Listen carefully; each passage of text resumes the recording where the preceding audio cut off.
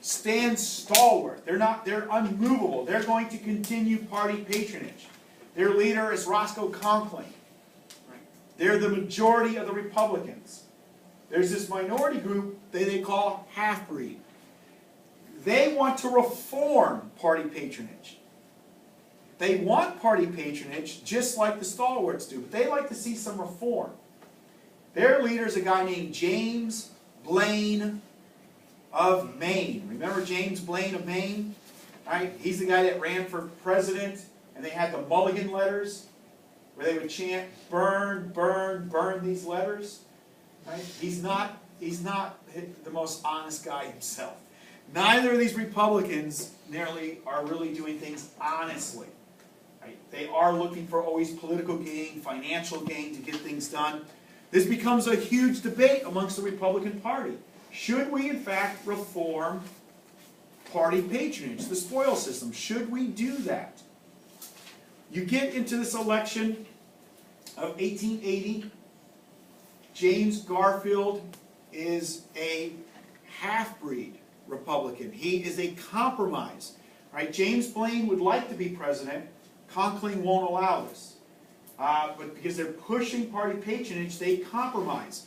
We'll allow Garfield, who's the half-breed, to run on the presidential ticket. But we're going to put a stalwart in as vice president. Remember what happens to Garfield? He gets assassinated, right? He's assassinated. Do you remember who assassinated him? Charles Guiteau. Yeah, he's insane, right? What did Charles Guiteau basically want? He wanted a federal job. He wanted part of the party patronage. He thought he'd get a federal job. Now, nobody was ever going to give this guy a job, right? And we read that whole article on him. He may have actually been crazy. He might have been insane when they studied his brain afterwards, right? But at the time period, all textbooks always refer to him as the disgruntled office seeker, right? He wants a job. He even shows up at the White House one time unannounced, trying to get a job. So he gets angry. He starts to stalk the president over a period of more than a week, and winds up shooting him in a train station, right? And shoots him in the back. Of course, that doesn't kill Garfield, right? What killed her? The doctors. The doctors. They're poking and prodding in him. The poor man lives several weeks, right? You have Alexander Graham Bell comes in with the metal detector, right? But he's really picking up the springs in the mattress. And they keep cutting them open and prodding, without washing their hands. Ugh. That's got to hurt. That's got to be just nasty, right? And that eventually is what kills poor James Garfield. And when Guiteau shot him, he says, I am a stalwart. Arthur is now president. Right? Arthur is the vice president. Right? Chester Arthur. Another one of these forgettable presidents. The only man to have been fired by a former president. Rutherford B. Hayes had fired him from the port of New York. There's a lot of corruption going on there. And we couldn't prove that Arthur was involved in it, but Hayes fired him anyways. Within less than, about 18 months later, he's now president of the United States. The only man to be fired by a president to eventually become a president is Chester Arthur. Right? And now we realize that we have got to do something about these political bosses. We've got to do something about party patronage. It's becoming so bad that a president gets assassinated. So we get civil service reform, the Pendleton Act of 1883. Instead of just giving you jobs now, what is required? You have to take a test, a civil service. There's a civil service reform, right? Sometimes called the Civil Service Act.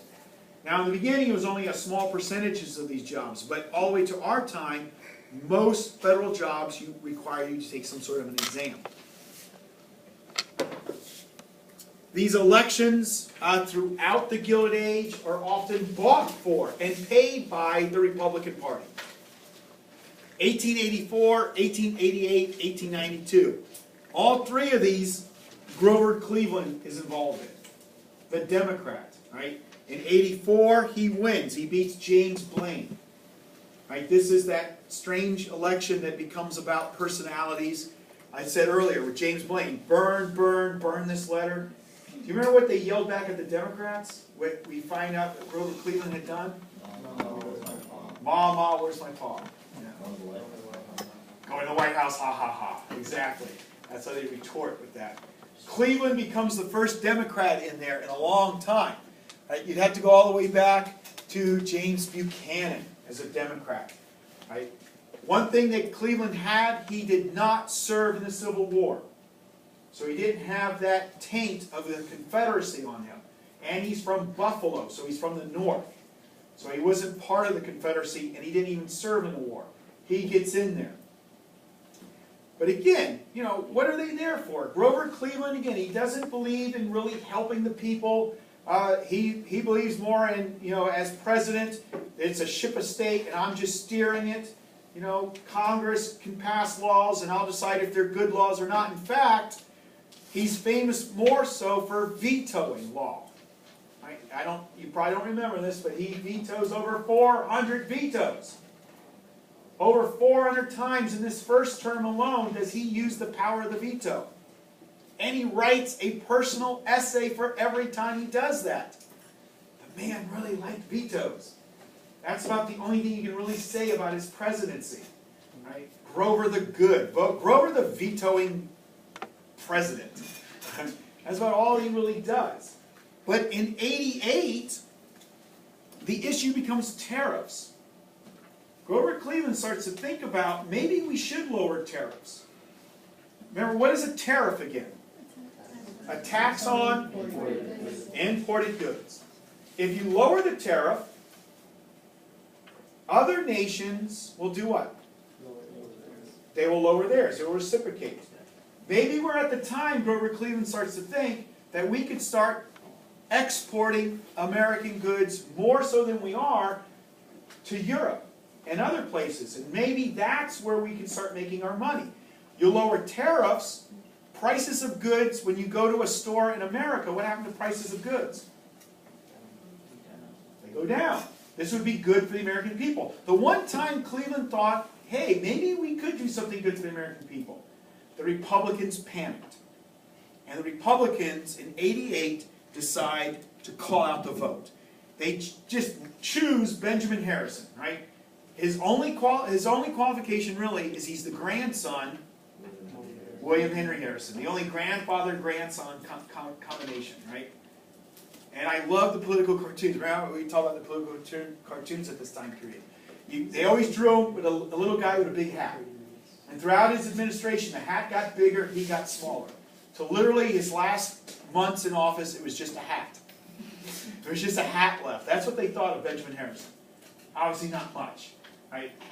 That's the centennial celebration, 1876 is centennial. All of a sudden I blank out on that. I forget 1776. We go from George Washington, President of the United States, all the way down to Benjamin Harrison. It's like, really? This is what's happening? Actually, I'm wrong. Not the centennial. It's the centennial of the Constitution. Oh boy, this is going to look good on YouTube. the Constitution. The centennial of the Constitution happens, and it's like, wow, here we are. We're now at Benjamin Harrison. So it's just ridiculous. The Republicans literally buy this election. They threaten industry. They're tied more with the monopolies. So the monopolists tell their workers, if Grover Cleveland wins, you lose your job. There's no way Grover Cleveland's going to win this election in 88. So he loses the election in 88, but he does win the popular vote in 88, but he loses the electoral count. The issue, though, the funny thing is, as he and his wife are leaving the White House, his wife famously tells the White House staff, you know, don't scratch the walls, we're going to be back. And in 92, he does come back. Right? Only then to suffer one of the worst depressions in America's history, the 93 Great Depression there. Republicans, as I said, by the end of this century are becoming more involved in big business. They're becoming more and more conservative. Grover Cleveland and the Democrats, he helped the Democrats kind of get out of this rut of being associated with the Confederacy and move them more towards classical liberalism of Thomas Jefferson. Small government, states' rights, laissez-faire principles. Now we move into the 20th century. Oh, I'm sorry, before we get there, we got to go through the Populist Movement first. We got to talk about the farmers. And the Wizard of Oz. Right? The Wizard of Oz, right? Follow the yellow brick road.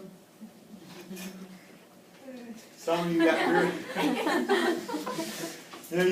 you're at that point, I can tell you don't know exactly, should we say something, should we not? The crime of 73. In 1873, there's a panic. There's a panic in 1873. The Republicans are in charge. The Republicans believe in deflationary policy, monetary policy, deflate the flow of money.